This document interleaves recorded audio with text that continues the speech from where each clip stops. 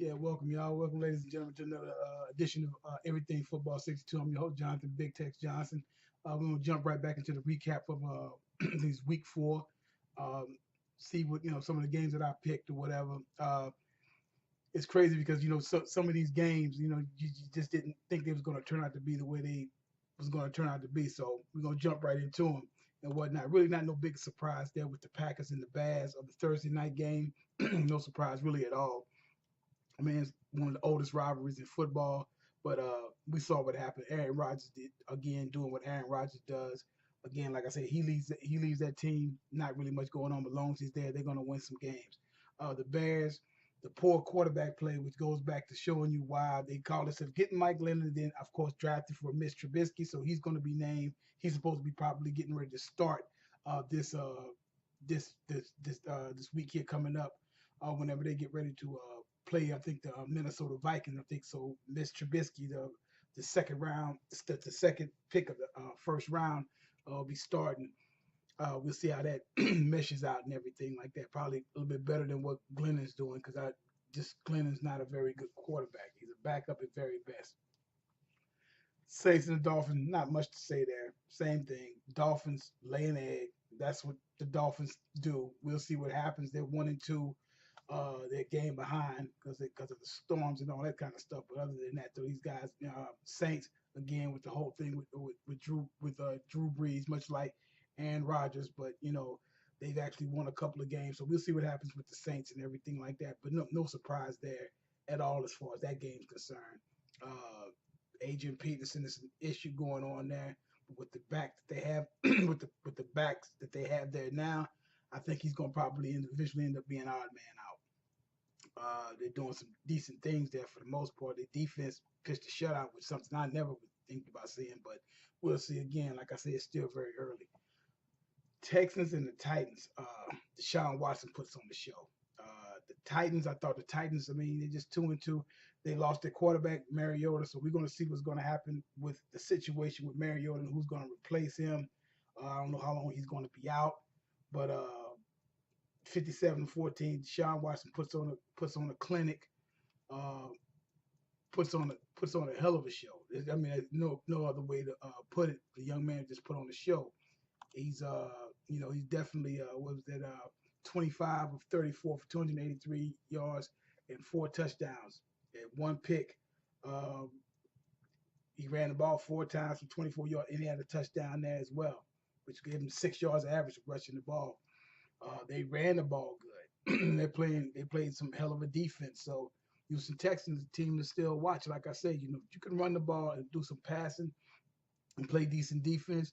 You can get you about 12 wins, 12 or 13 wins in the league, and possibly go extremely far in the playoffs. Obviously, it's like those are still the things that can actually happen in this league. And young quarterbacks. I think the kid. I don't think a spot. The stage is not too big for him. So sky's the limit with this young man. You just keep it up, and I think he's going to be just fine. But and next we got the Jaguars and the Jets. That was a good game, entertaining game, but you kind of expected that. Jaguars, everything was right there for their taking. Uh, Polsnowski, the linebacker, he a costly a penalty in the basically literally costing them the game. And gets Jets getting able to kick a field goal for the most part, end up winning the game. Unfortunate, but that's the way it goes. But both teams are 2-2. Uh, we'll see what happens with the Jets. This might be something for them. I don't know. Both those teams might be actually looking up. You just never know. But we'll see what happens with it. But relatively decent game again. Yeah, Bortles still trying to find his way. Jets really don't have much of a quarterback, but we'll see what happens with that. They just again, just mediocre quarterback play all across the board. Like I said, here if you start from where the Bears, Glennon, Dolphins, you got Cutler. Mariota's up and coming quarterback, but he got hurt. He got hurt last year too, so it's kind of watching this little injury bug thing with him. Uh, and these quarterbacks, I'm like, where are they getting these quarterbacks from? They're not very good play with them at all. We go to the Panthers and the Patriots. Hey, that was a show put on there. Cam Newton, like the old Cam Newton of 2015. Brady does what Brady does. Obviously, New England's defense needs help. They got shredded. They've been getting shredded basically all year. So it's really not really much to say up on that tip there. But the Panthers definitely needed that win after what had happened with them last week. They definitely needed that win, and Cam needed to play good. And I think that's going to be, they have to run the ball, which sets up Cam for him to run the ball a few times, get him comfortable, get him primed up. He can start throwing the ball, get the receivers to catch this ball and stuff. And they play good defense, and I think Carolina will be right back in the hunt like they was a couple of years ago. Lions and the Vikings, you know, low scoring game, probably the most lowest scoring game they had. Vikings again, without Sam Bradford. Keenum did relatively decent. Neither quarterback, I don't think, threw a touchdown. But I mean, Abdullah done really good for them, for the Lions and whatnot. The Lions, surprisingly 3-1. Vikings, 2-2. So the Vikings. I'm watching the Vikings, watching both teams. I think both teams could be pretty good. Could really be pretty good. Matthew Stafford's still solid, and but like I said, 14-7 low scoring game. Not a lot of offense going on there. Guys play some really good defense, and that's always refreshing to see. Sometimes, the scores like this is definitely refreshing to see. Bills and the Falcons, big shock there. The Bills, hey, they just outplayed the Falcons. Again, I think the Bills have always had a pretty good defense. It's always the offense was issues, especially at the quarterback position. And I think that's what happens a lot of times. If you get somebody who can just play solid, just consistent. You don't have to try to throw the ball 50 times and ask them to do too much, and they can, the guy can make some things happen. Teron Taylor, 12 of 20, 182 yards, one touchdown. That's solid. You got McCoy, 20 carries, 76 yards. Hey, that's that.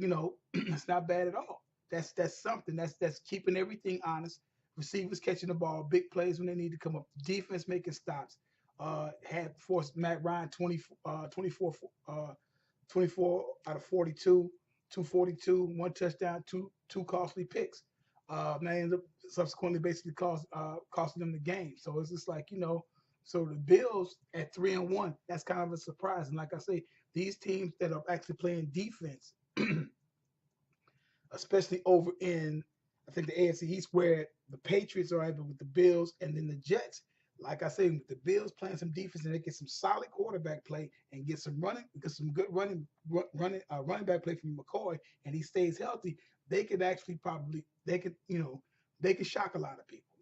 If they got to stay consistent and not get caught up in a lot of different things. So the Bills, there's somebody that better watch. They get to, like, if they mess around and get to something like by midway points 6-3, they're going to be a team to watch. Steelers and the Ravens, really not much of a surprise here. The Ravens are really getting to a point where they don't have any playmakers. At the end of the day, they don't have any playmakers. So you got Flacco threw the ball 49 times, 31 completion, 235 yards, one touchdown, two picks. They barely even ran the ball. They ran the ball, let me see, 15 times for oh my goodness. But they had like 89, but if you 89, 8, 7, 6, 5, 4, 3, 2, 82 yards out of the time that they ran the ball, because they had -7 yards. T. West had 4 carries for -7 yards. They barely even ran the ball at all. They jumped. They got behind so fast that all of a sudden they just started throwing the ball. And when you do that, Pittsburgh's defense actually played way better. They definitely do much better than what they did when they played against the Bears there last week. So therefore, their defense kind of came alive and everything, and it ended up. And then you got a chance to sit up there and see the David Bell do what he does: 35 carries, 144 yards, like 4.1 yards a carry, 2 touchdowns. Longest run was a 21 yarder. He had 4 catches for 42 yards. Hey, that's his game. That's his game. So the Steelers play solid defense and do what they're known for doing, and having big plays in the offense and just steady holding that ball. I'm like, they're going to be, you're going to have to deal with the Steelers. I think everybody's going to look at the Steelers. They just had to kind of shake the cobwebs out a little bit with them. Bengals and the Browns. Eh, Andy Dalton throws 4 touchdown passes against the hapless Browns. I don't know what's going on with that team. They the Browns are the Browns. Bengals got them a win, so not really much to say about that. The Cowboys and the Rams. Sad. I've been saying this, and I've been saying this for some years now, and that's Dallas's problem. I've said it, and I will keep on reiterating this. These guys, their Achilles heel is defense. They have to learn to play. Nobody cares about Dallas's defense. Nobody. Dallas' best defense is their offense with Ezekiel Elliott in that line running the ball, which keeps them off the field, keeps the other offense off the field. It's just that simple. DeMarcus Lawrence, he basically had a strip sack. That was it. That was the closest that he got to the quarterback, or anybody got to the quarterback for the matter. The kid wasn't even touched at all. Gurley looked like he was, Gurley played, balled out, 121 yards rushing. He had 94 yards. He had almost total of yards per scrimmage, 200 yards. Elliott was doing good, but then all of a sudden, Dallas can't do nothing. There's a couple of holes I've seen in the second half where it's like I'm thinking, okay, Zeke is going to break out, but he runs up in there, and I think it was cuts that he could have made to the right, and he just didn't do it. And that the guys are not getting the push they was getting in the first half. And like I said, Prescott played good. Even Elliott played good. Elliott had a hell of a game. Dez had a good game. But it's like that was the first half. This is a game of two halves. But the defense, it was really an offensive game. You could tell by the score. 35. 30. It was at 35-30, and it was completely offense. And it's just like that goes to show you again. Like I say, their defense is not doing anything. And Jones does not ever really, he does not, in my opinion, he does not address this. He never addressed it. Everybody else makes moves for defenses and do certain things. Dallas doesn't do it. And if they don't get themselves together as far as defense, they're not going to go far. They're going to continue to be at times one and done. So they're going to have to address this thing, and they had to stop coming out flat. They got to sit up there and start playing ball and get consistent and stop worrying about last year. Last year's over with. That's done. It no longer exists. Eagles and the Chargers, good game. Pretty much ended the way how it was going to, how that was going to end. Legarius Blunt just pretty much just ran through the Chargers and everything. That's what he does. He'll do that, and the Chargers again, just again 0-4. And they're getting ready to play Giants and 0-4 and stuff like that. So it's just like, just ain't not really much to say up on this game. But Eagles are playing solid football in the East. They're playing solid football. So, got to watch for the Eagles. The Eagles, they might be able to make a little noise as well. The Giants and the Buccaneers, not really much of a surprise here. Again, Giants is playing this kind of football where they are non-existent in the first half and then start to come alive in the second half, but by that time it's too late. That's the kind of football they've been playing. And their defense, to an extent, kind of had them hanging out until the offense kind of start clicking and get something going. But it's just like they can't continue to keep doing this. And if they continue to keep doing this, they're going to probably end up, being in a 5-11 squad and whatnot. I mean, Manning had a relatively decent day. 30 for 49, 288, 2 touchdown passes. But the thing here was Jameis Winston, 22 and 38, 332, 3 touchdowns, no picks. Jacquizz Rodgers ran the rock very good. He had the longest of 36-yarder, ran the ball very good.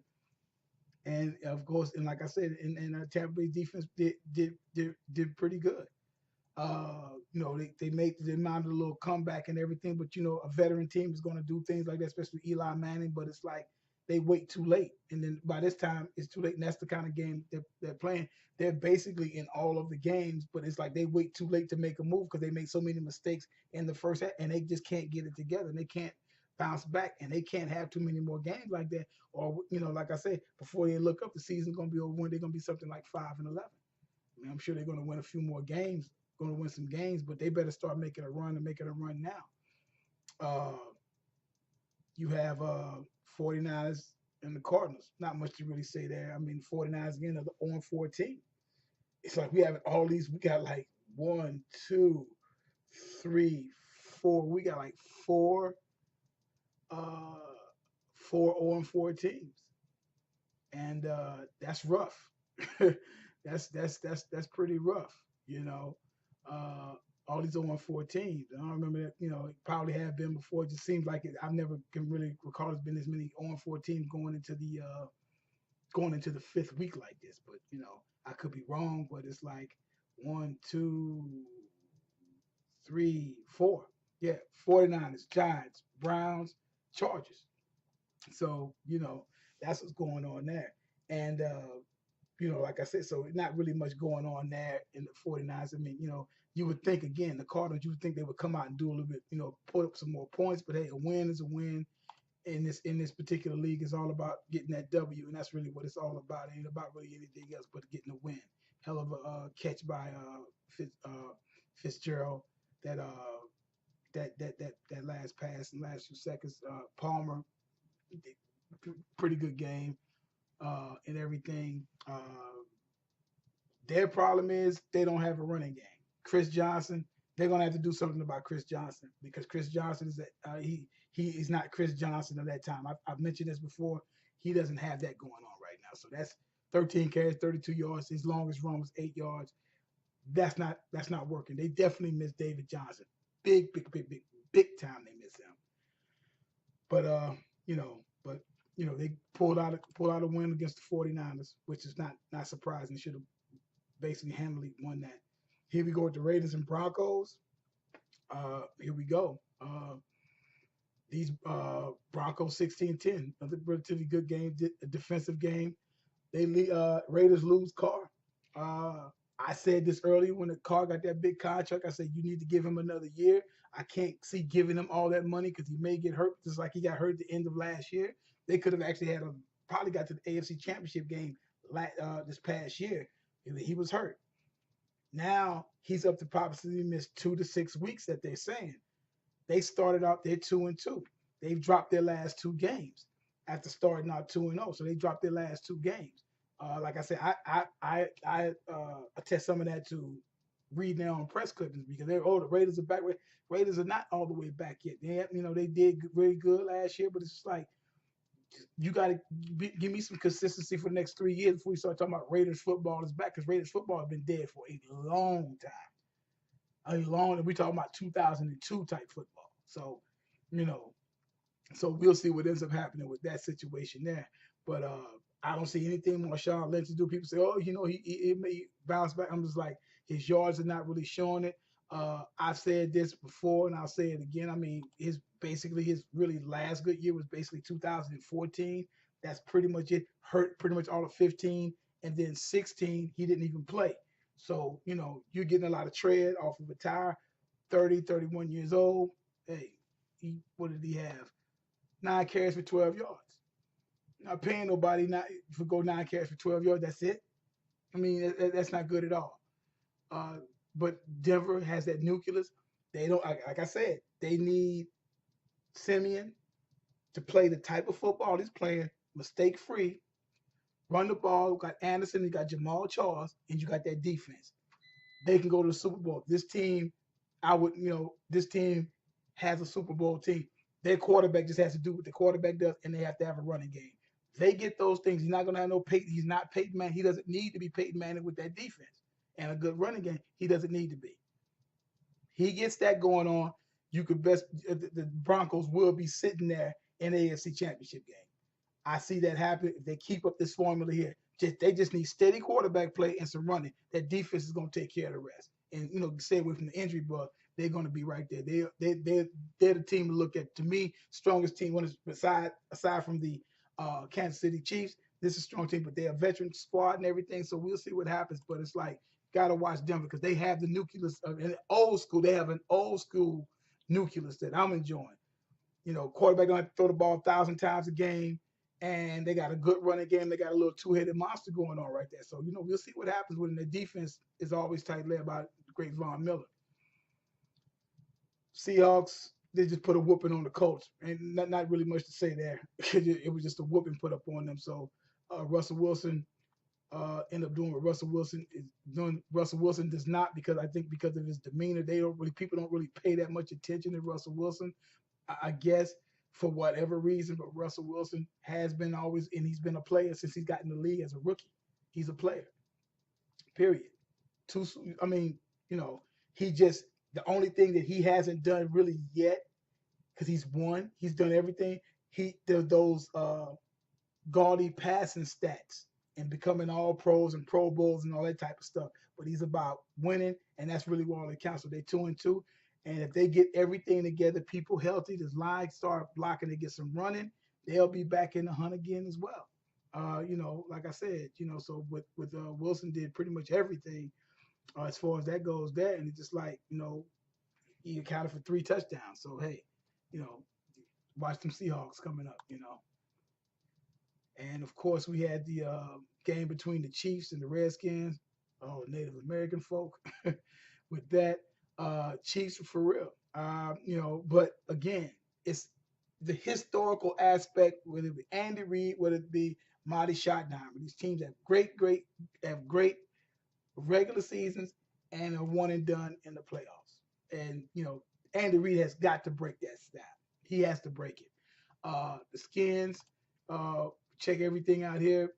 Like I said, Alex Smith, he doesn't get the respect he should, but Alex Smith to me he's a gamer. He's always been, but he was in that thing with 49ers, and it just all those coaches, and then when he's getting it together, another quarterback come up, send him. This has probably been the best thing for him. But hey, he's balling out. He's playing very good ball. You got that kid Kareem Hunt. This kid keeps it up. I mean, he's gonna be rookie of the year. Hell, he might even be mess around, and be offensive player of the year. I mean, he is playing some ball. You got Kelsey, that tight end, making all the noise, probably the best tight end in football right now. And their defense is really solid and stuff, even with all of the different injuries that they got.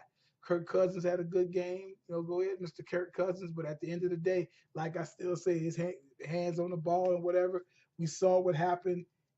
That even though they were down and probably wasn't going to do nothing, the game was pretty much done with. It just gives the impression that he can't do anything because they get the lateral the ball back and forth, and then it gets fumbled and everything like that. And he starts with the quarterback and everything, and like that's who's supposed to be having the ball to make the long throw to do whatever they have to do. And he just funny ball is fumbled basically right there by him, and he's there trying to chase a defensive line a linebacker with his he can't run, so he's trying to do that, and it just looks bad. These are just the things I just see with Kirk Cousins. I ride him, but guy to make $50 million off of an 18-17 record. I'm sorry, I just can't get with that. But we'll see what happens. Skin defense is impressive. They got some go getters on defense, so I'm impressed with them on defense and stuff. But we'll see what happens.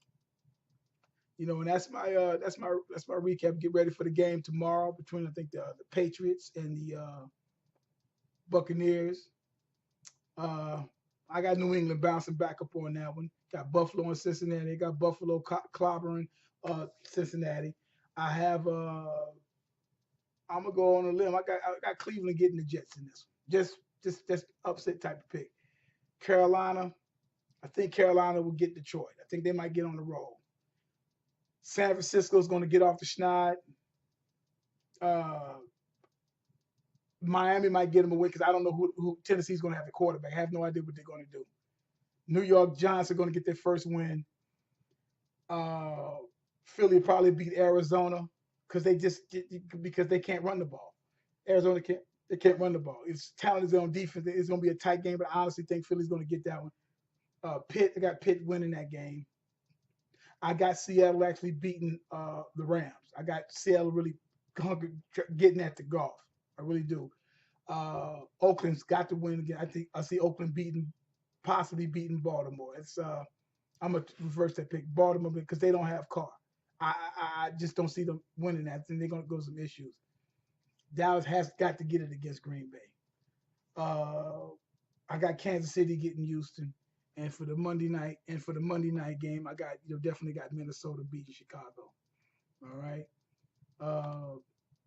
Those are my picks, and that was my recap of week 4. So we see what happens with that. We'll be back here next week. If any other topics come up, I'll talk about any hot topics. Not really nothing major hot topics aside from Antonio Brown throwing fits on the sideline. Other than that, that's nothing really new. Them guys need to grab that guy and get him together, being a distraction for no reason.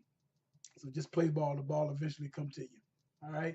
Well, check my page out, Everything Football 62, YouTube page, Everything Football 62, and on Twitter, on Tutman 62.